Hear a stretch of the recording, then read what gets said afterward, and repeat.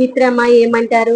జీవితంలో ఎదురు దెబ్బలు తగిలినప్పుడే కదా జీవితం అంటే ఏంటో బాగా అర్థమవుతుంది. మనం ఒక మనిషిని నమ్మి మోసపోయినప్పుడే కదా అప్పుడు ఆ యొక్క మనుషుల యొక్క విలువ తెలుస్తుంది. మనం ఒక మనిషిని ప్రేమించినప్పుడే కదా వాళ్ళు మనం మోసం చేస్తే ఆ యొక్క స్నేహానికి విలువ తెలుస్తుంది. కష్టం వస్తేనే తెలుస్తుంది రేపు ఎలా ఎదుర్కొని మనం ఆ యొక్క కష్టం నుండి బయటపడాలి అనేది.